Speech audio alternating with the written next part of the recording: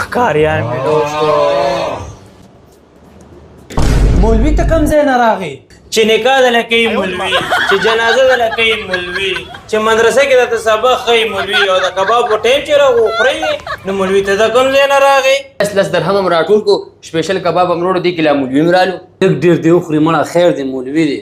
دومره ډېرې پیتوې در باندې ولګوي که چې دا کباب هم په نصیب کې نه شي. راځه راځه کښېنه مولوي وخوره. څه مطلب؟ تاسو له مزه همیشه علمه چې زه کښېنم وکړو. څه ماته ګورئ، اوس به اجتماعي دوا کوو. ډاک نه پیله کښېنه، پس به روټۍ خورو. دوا کولو پکې څه ضرورت دی؟ مولوي صاحب څوک به دعا کوي؟ مطلب زه به کوم دوا کنه؟ زما په دواګانو کې ډېر اثر دی، ستاسو زندګي به بدله شي. مطلب زموږ زندگی به بدله شي؟ تاسو نه غواړئ چې تاسو سره د غړې غړې بنګلې وي، غټ غټ ګاډې وي، کلي کې عزت وي، سره لپکاټرې وي، جهازونه وي در سره، او عیش عشرت پکې کوئ.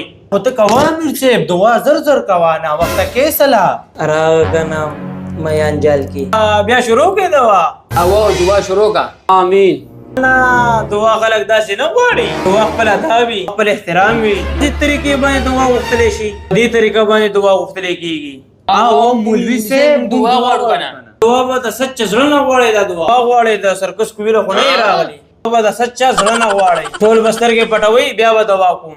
ښه مولوي صاحب داسې وایه، سترګې به پټو بیا به دوا غواړو. مولوي صاحب تاسو به پهله نه مونږ ته ویلي، مونږ به سترګې پټې کړې وي. الله زموږ روټۍ یو بڑا بلکې خدایا آمین. الله زموږ ټول لوګه ختمه کې دې کباب سره. آمین. الله دې کې برکت واچي. آمین. الله زموږ مشکلات ختم کې. آمین.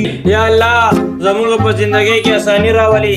آمین. الله د دې درې واړو نیک خواهشات پوره کړي. آمین. الله دې درې واړو ته د حورو غوندې ښځې ورکړي. آمین آمین. الله وکړه چې بس همدا دعا هم قبوله شي.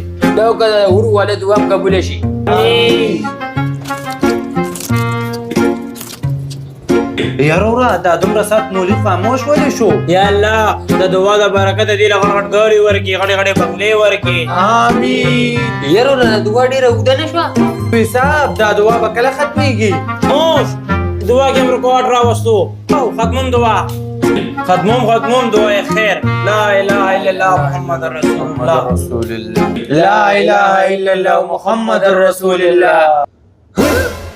یاره وره نیم کباب چرته لاړو؟ ما ته داسې ښکاري دا به تا خوړلې، ځکه چې ما مولوي صاحب خو سترګې پټې کړې وې، دعا هم غوښته. دا به هم تا خوړلي، زما پوره یقین دی. تو په دعا کې مشغول ما دا کباب هم تاسو خوړلی دی. او مولوي صاحب ته رښتیا وې دا کباب به هم ته خوړلی وي، ځکه چې ما ته خو په دعا کې مشغول و که نه. کباب هم تا خوړلی دی. تا خوړلی دی. لوګانو خپلو کې لاندې وته دې ممکنه فایده واله چې چا هم خوړلی دی. تاسو درې واړو کې چا خوړلی دی؟